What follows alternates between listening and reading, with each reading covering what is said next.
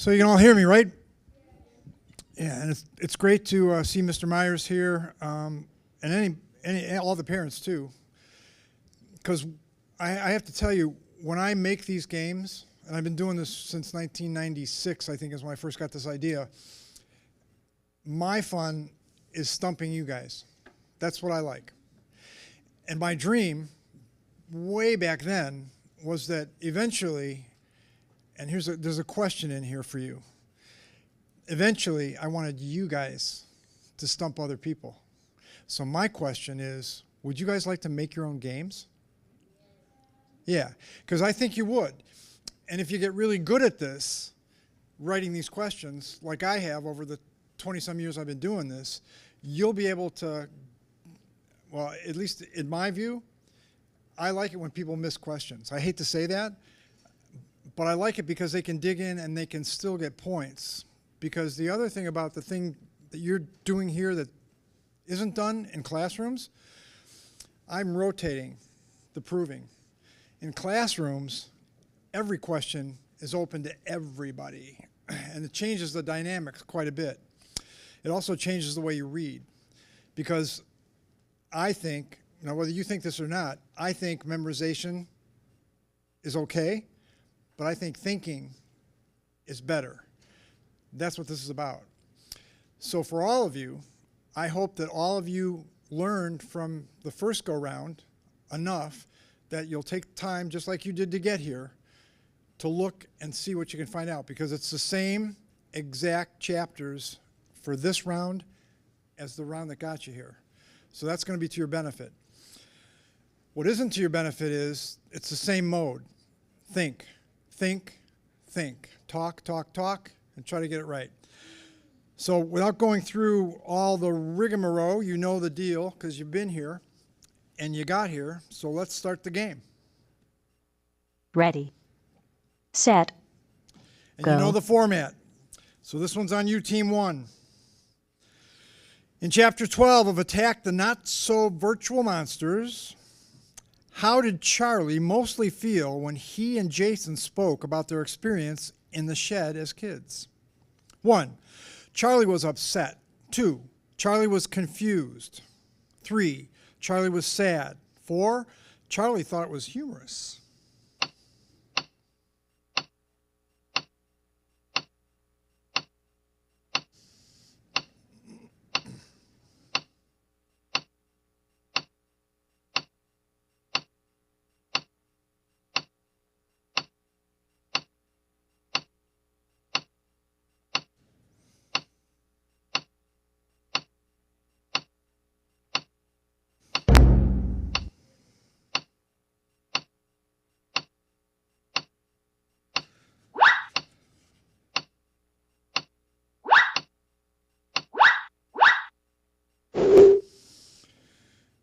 Okay, great job. So, Bel Air Tigers reading squad.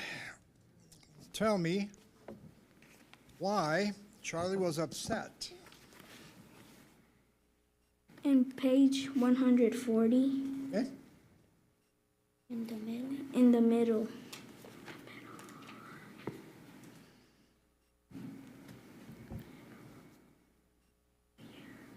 Oh yeah, Jason said, Charlie and I used to play in there when we were little. Charlie scoffed.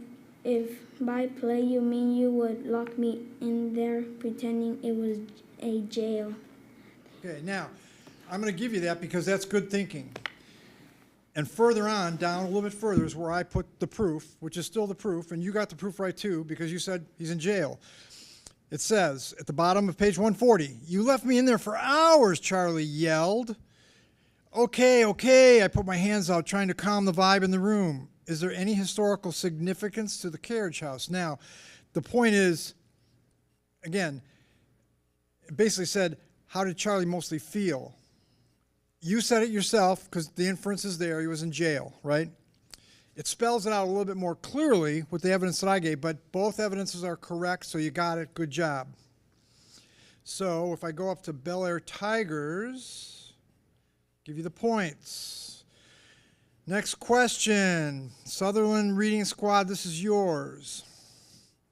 Three-way tie for first, but that will change, as we all know.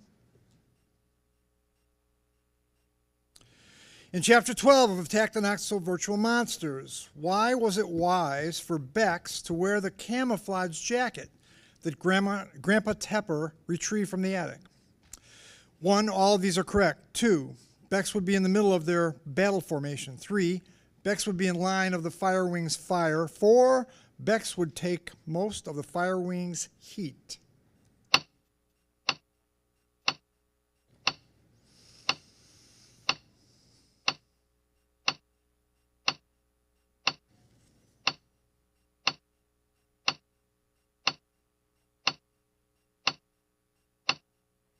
The end. They floated. I saw them. Okay.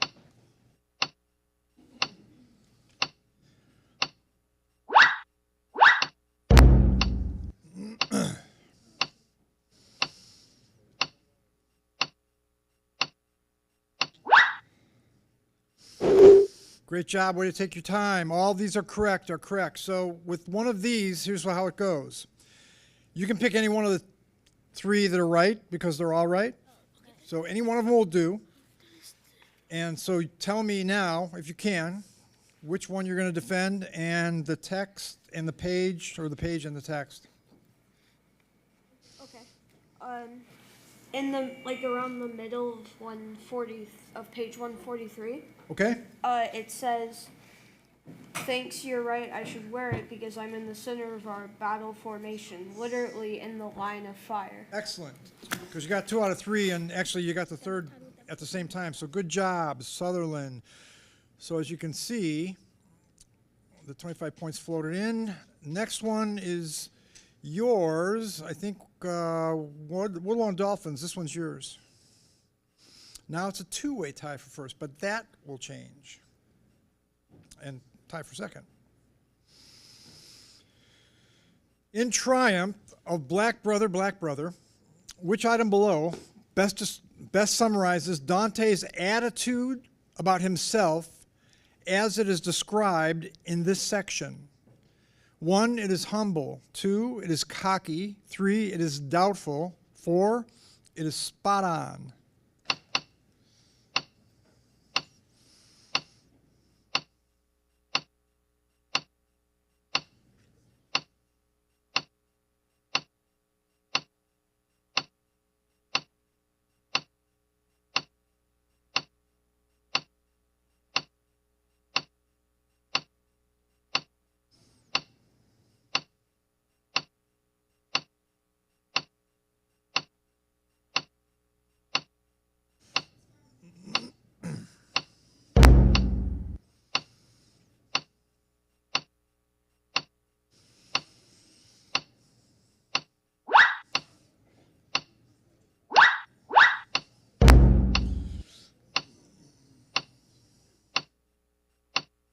Ten seconds. Good job, Woodlawn Dolphins. Nice taking your time. Glad you got it right. Now you get a chance to get some extra points if you can. Show me the text that proves why it was spot on. Impersonators.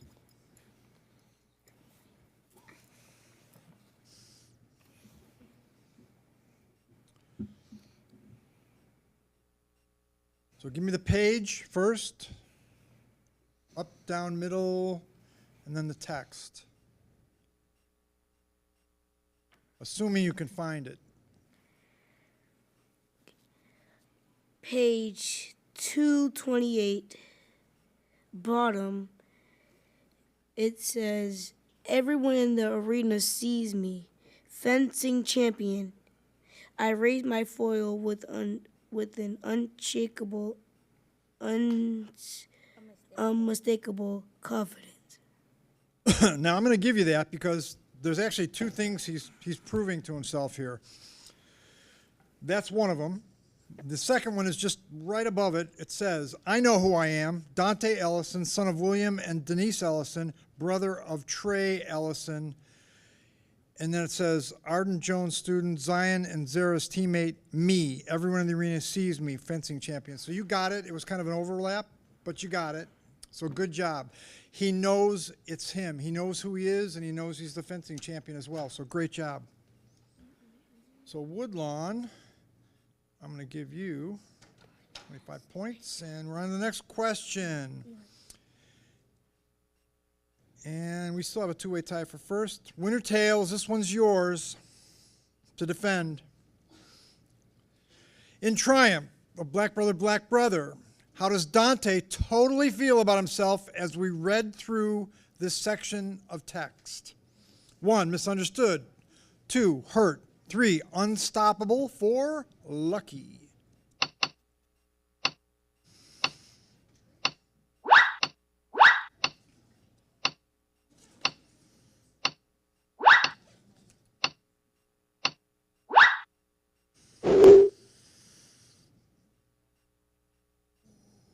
No, I don't think it's.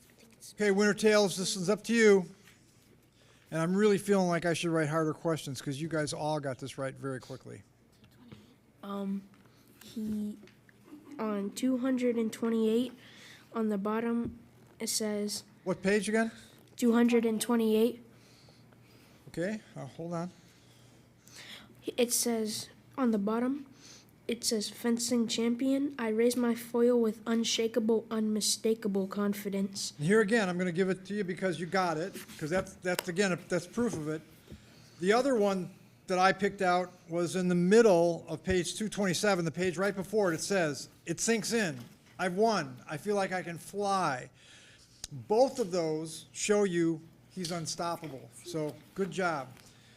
So we all, actually all four of you got the 25 points, which is great. So it comes back around to you, Team 1, on this one. Next one's yours. We still have a two-way tie for first, and I'm getting more aggravated as time goes on because you guys haven't missed one yet. But that's okay. If you don't miss any, that's great. In chapter 36 of Charlie and Frog, why mostly didn't Grandpa Sol share his secret with Frog, according to our text? 1, Grandpa Sol forgot about it. 2, Grandpa Sol was being cantankerous or difficult. 3, Grandpa Sol was playing hurtful games. 4, Grandpa Sol wanted Frog to solve it.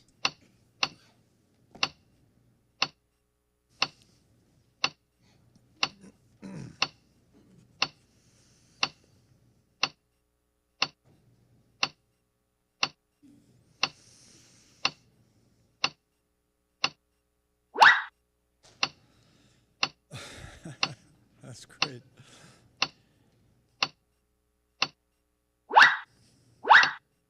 Like that sound, like that sound.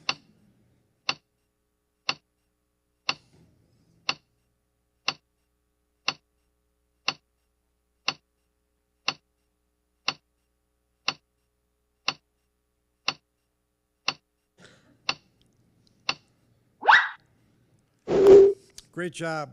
Way to take your time. So, Bel Air Tigers reading squad. Grandpa Sol wanted Frog to solve it. How do we know that? If you found it.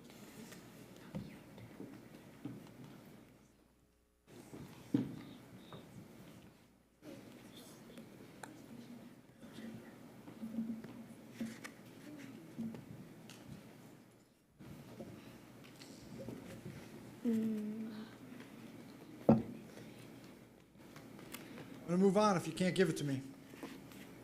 Page 233. Put the thing up to your... Walk into the mic a little bit better. Sorry. It's hard for me to hear you. Page 233. Okay? In the bottom, Grandpa Sol said, I decided to wait until I could return the book and the treasure inside of it, and then explain everything to Miss Tweedy. I had planned to be home before anyone arrived. I didn't plan, however, to step in the hole and twist my ankle. What treasure? Charlie asked. What treasure? Frog signed. That's a tough one because what you told me was mostly about Grandpa Sol because he just said, if you read that paragraph that you just read to me, I decided I could return, I had planned, I didn't plan. It's mostly about Sol. So I'm not going to give you that one. Because what he said at the top of that very page is the part that you're looking for, because here's what he said. Again, I'm at the top of 233. The fun is figuring it out, Grandpa Saul said, and I knew you would eventually. So that's much different than the paragraph that you gave me. So I'm not going to give you that. Next one.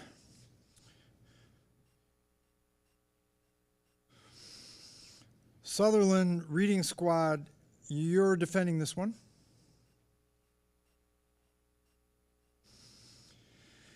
In chapter 36 of Charlie and Frog, what was so special about the scarf, based on what we read? 1, the scarf's location. 2, the scarf's color. 3, the scarf's power. 4, the scarf's length.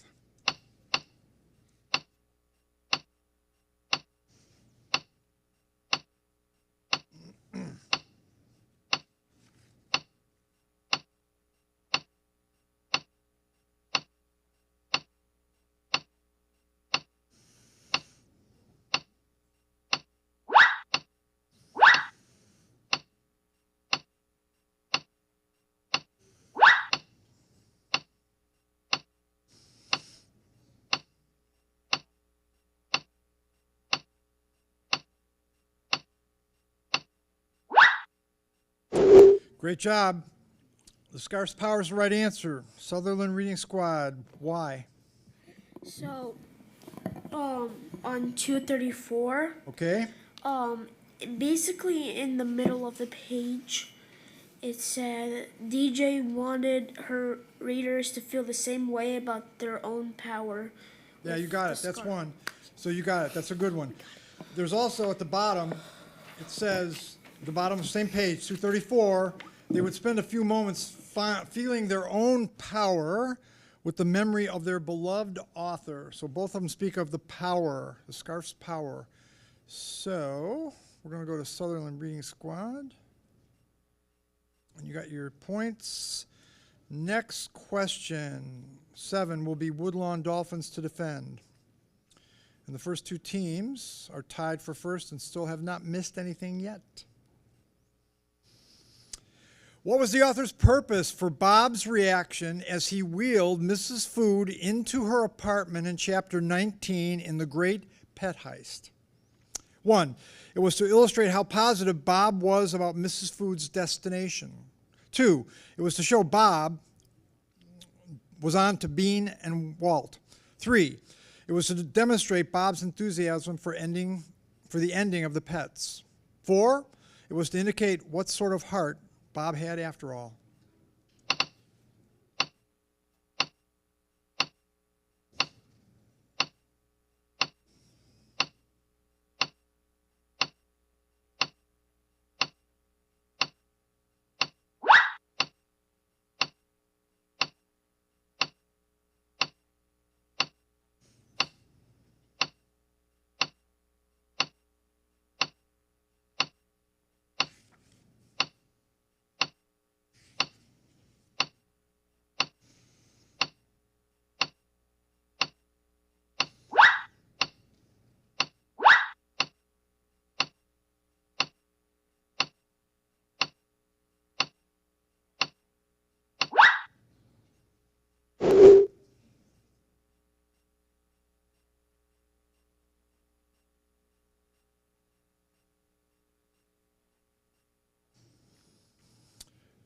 So this is yours, Woodlawn Dolphins.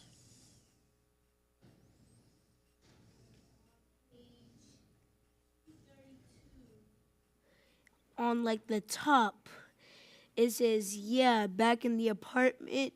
Huh, I'm on to your dog. Yeah, and that's it. I mean, right there, that's a piece of it. So I'm going to give you that one. That's a good one. It went on to say, he muttered, pushing Butterbean away from Mrs. Food, and he turned and glared at Walt. Don't think I didn't see you too, Cat. So he was on to both of them, actually, but you got it right. So, Team 3, Woodlawn Dolphins, we're going to give you some points. Next question. Winter Tales, this one's on you to prove.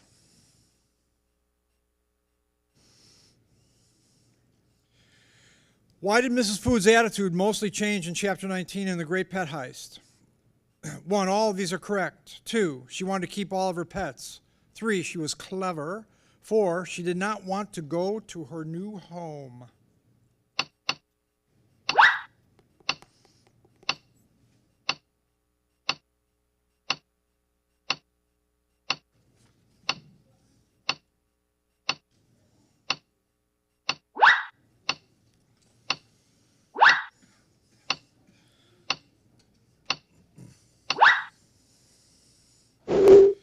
Great job. All of these are correct, so pick one and give it to me. Tell me the text, if you can. Page number first.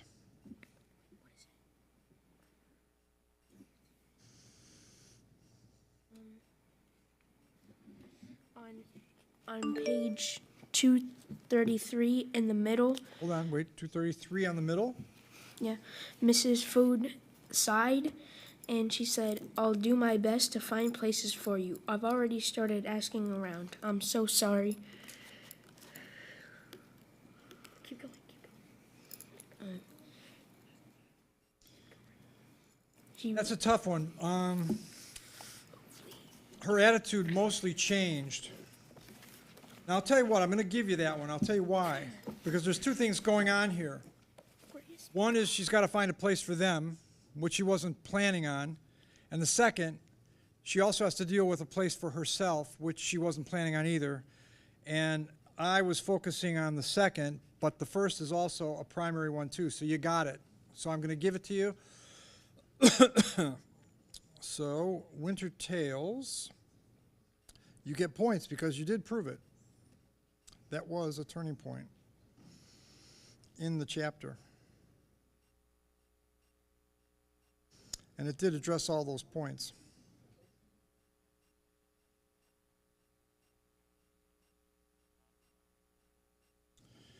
In Chapter 11 of Power Forward, how did Zaid mostly feel when Nana Abu said he would teach Zaid a new game?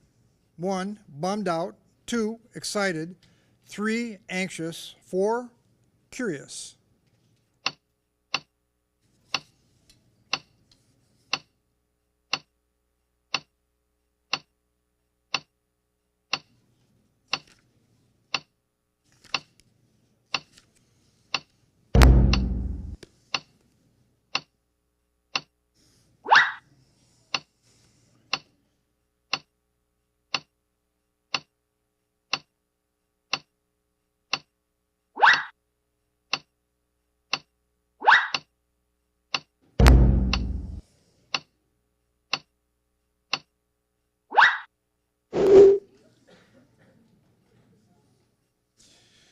This one's yours, Bel Air Tigers.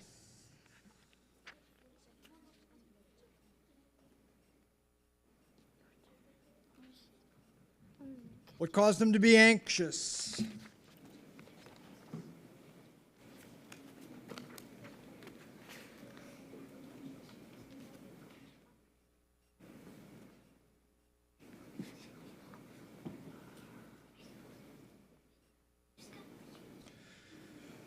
I'm going to go on if you can't give it to me.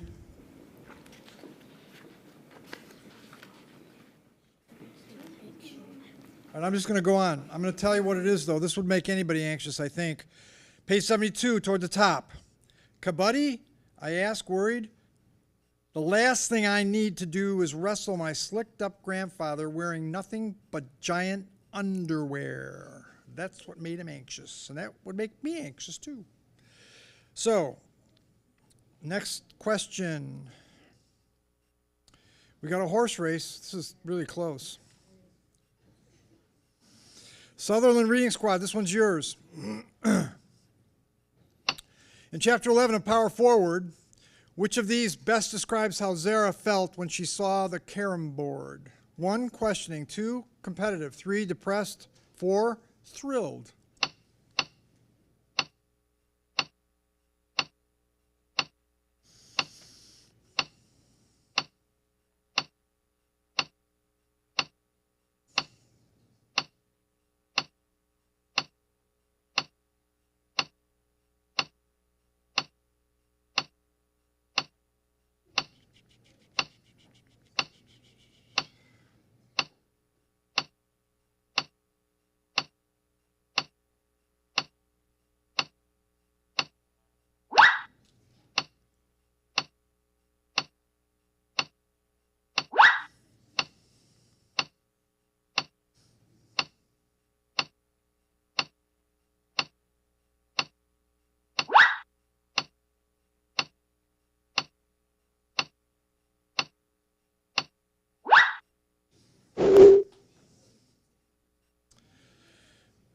So how do we know, Southern Reading Squad, that she was thrilled?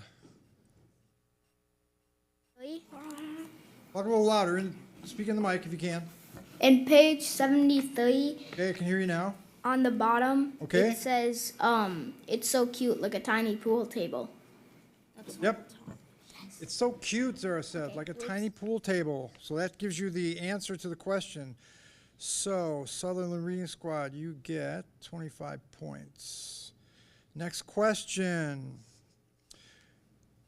Woodlawn Dolphins, this one's up to you, and it looks like we're at a three-way tie for first right now, and a close second.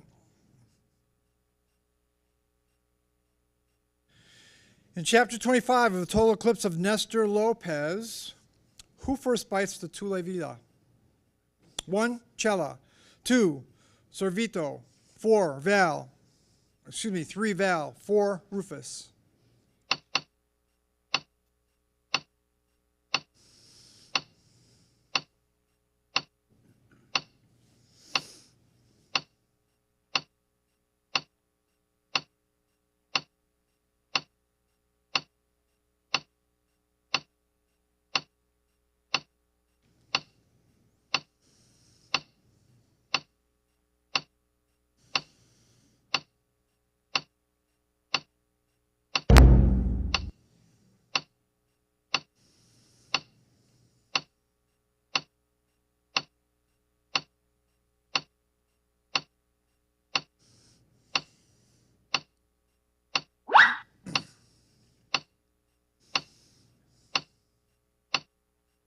Ten seconds.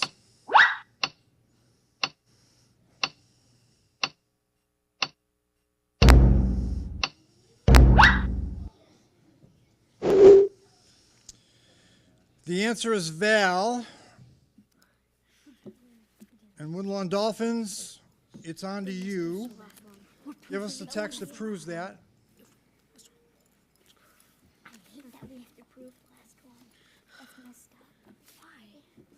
Look at the last points.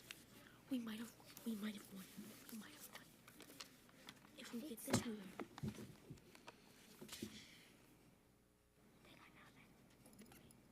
Are we proving it? Oh, never mind. Wait, are we proving this one? Tell me. The mic isn't working. We're almost to the end, and it's a nail biter, so the parents are really on the edge of their seats. Okay, let me see a page. So I'm going to give you you just got to tell me. He has the pull. Okay. Right here. Why was Val the right answer? On page 264, it says, he sinks his teeth into my neck. Another. Bingo. Yes. That's all you had to say. Good job. So Woodlawn Dolphins, you get to 25. I'm curious to know what it looks like now. And this one's on you, Team 4. Who? Yeah. So Winter Tales, this one's on you. Maybe for the game, depends. In chapter 25 of the Total Eclipse of Nestor Lopez, which animal listed below is most responsible for destroying Tule Villa? 1, Val. 2, Servito. 3, the black bear. 4, the buck.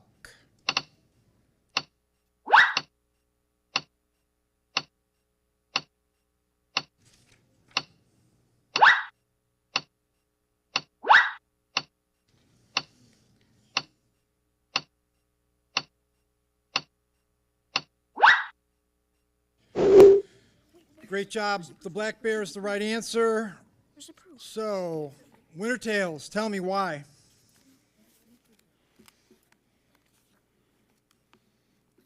Give me a sec. Where is it?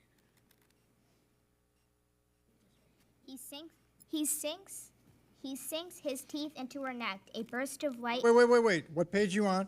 267 in the middle. 267 in the middle? Mm-hmm. Okay. A scream rips.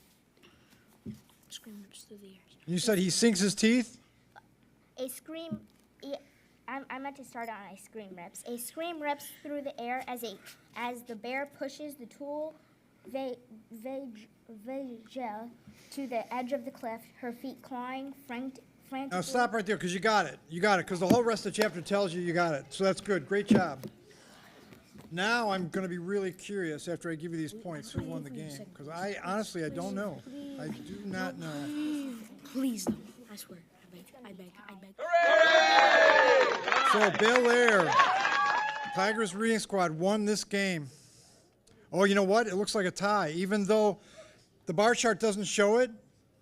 Winter Tales and Bel Air, and again, forgive the disparity between, but the numbers are the critical thing here. And the numbers are the critical difference too, but you both got 1175, so we're going to have to do a playoff. Now, let me explain something. The way this playoff works. I've got team number 2, and let's see, where's team number, wait, hold on. Let me figure this out. So I've got team number 1, Bel Air, is going to be playing Winter Tales, which is team number 4. Now, the way this is going to work is a little bit different, and I'm explaining this to you now because it's important. Up until now, you've been talking to each other, and you've been trying to get the thing right. I kind of explained this in the beginning, but I'm going to explain it again now. With this question, there's one question. With this question, there's no proof. With this question, time is of the essence. The first team that gets it right, but also uses the less number of tries to get it right, wins the game. Now let me explain this. If both of you just press buttons to get it right by guessing, it's very clear. It's going to be very clear to all of us who's going to get it right first, because we're going to see it and hear it. But one person could guess and could get it right the second time, and one person could guess and get it right the first time. It's the first one that counts, not the second, even if the second was the one who got it first. Does that make sense? So I'm looking for the one who gets it right with the least amount of attempts. And there's one question. There's no going back on this one. There's just one question. Got it? So with that, bear with me. You'll see down here, final tiebreaker. That's the one we're playing. One question.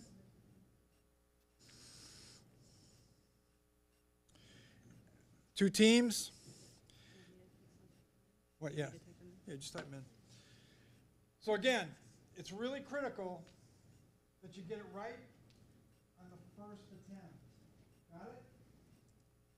I don't want to create any more nervousness than I have to here.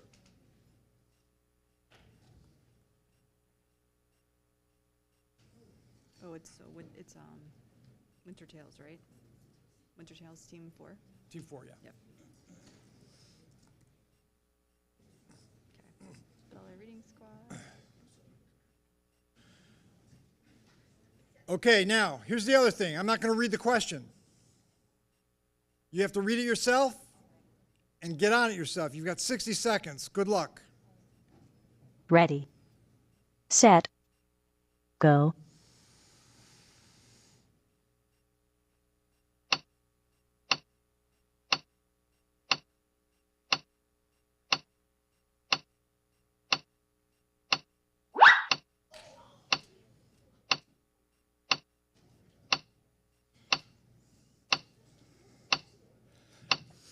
Now, it doesn't matter from this point on because Bel Air Reading Squad got it right.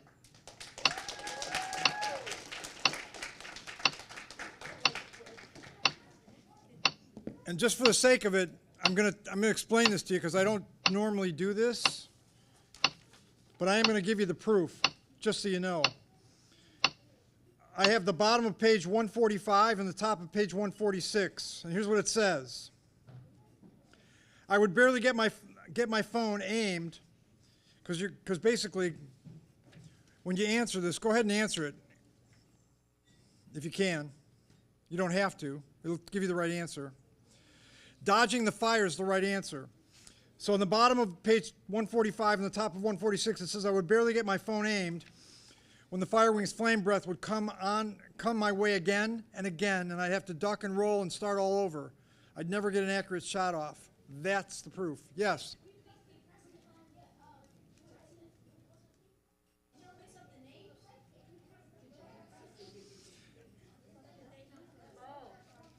I can't argue with it because, again, those things are spot on. If you press them, you press them. The transponders, we never switched them. Oh. Because it was 1 and 2. Well, I could go to, that's not a problem. That's not a problem. They technically won. It's just the wrong name on the screen because it's their transponder that clicked in. Oh, because they're the ones who won? Okay, that's fine. That's fine. Well, here's what I could do, although technically they won. That's the problem. I could go to the second. I've got another tiebreaker. I've got one other tiebreaker. Because they had team 1 and they buzzed in and they got it like right away. So I do think we might need to do another question because they would never have been able to buzz in. That's correct. Because they needed to have. Okay. They needed to have. I've got another tiebreaker. Okay, so let's get them the right transponders. Yeah, that's fine. So we'll do 1 and 2. Yeah. Here's what I'm going to do. And again, it may not be the fairest thing, but one of the things we didn't do, and it is my fault, I'll take complete responsibility for this. We didn't change the transmitters so that you got 2 instead of having 4. So even though I know you guys hit and got it right, I'm going to do another tiebreaker. We're going to do one more, just for what it's worth.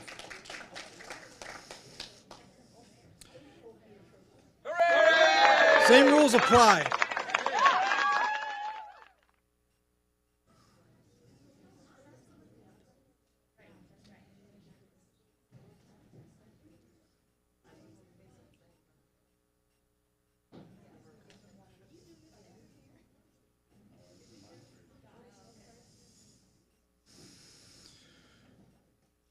So we got the names right? 1 and 2?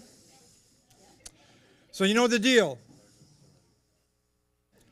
Nothing needs to change. It's whoever gets it first.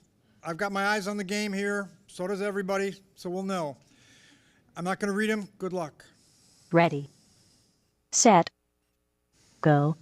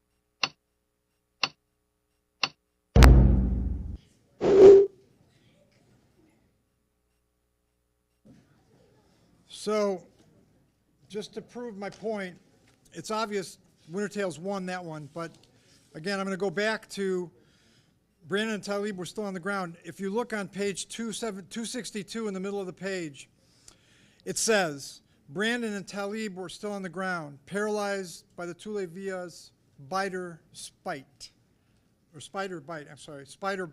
So that's why you guys won. Great job. Sorry for the confusion, but at least you got one extra game in, so that's good for you. And actually, great. You guys all did great.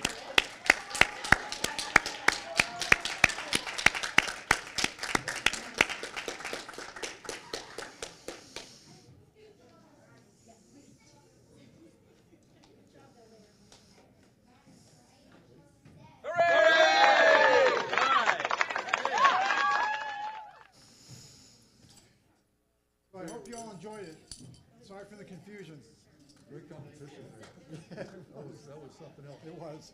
Hey guys, we got some things to do here.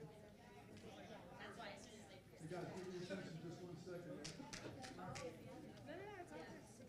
You all are amazing. I'm going to tell you something. Absolutely amazing. It was so great to sit back here and watch you get one after another right answer.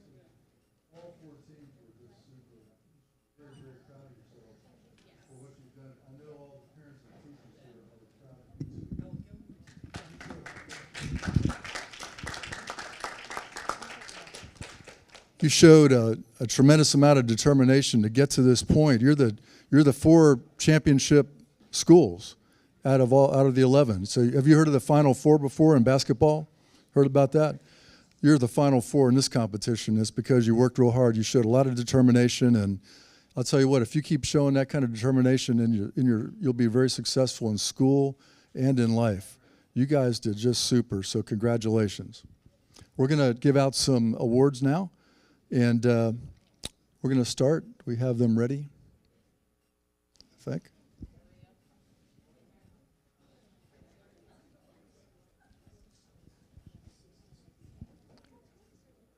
All right.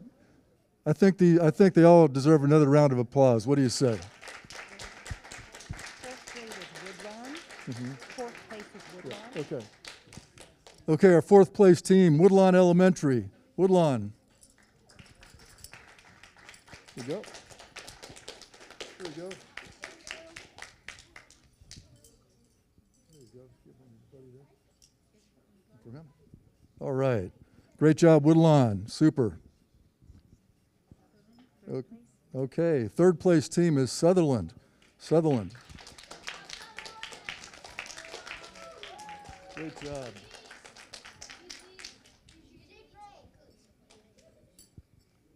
Good job, guys.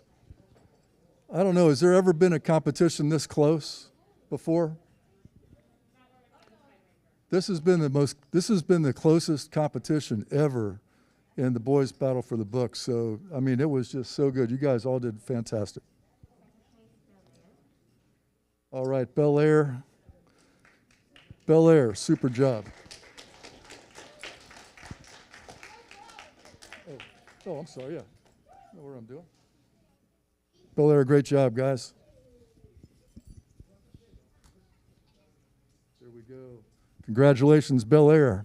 Okay. And The winners, and by the way, reigning champions, they won the very first battle. okay. And now they're back to win the 3rd battle, Mildred Helms. Gotcha. Okay.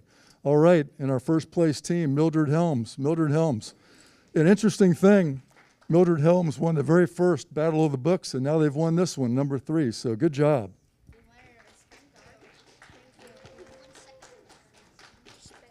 There you go. Thank you so much. Congratulations. All right. Awesome. Great job.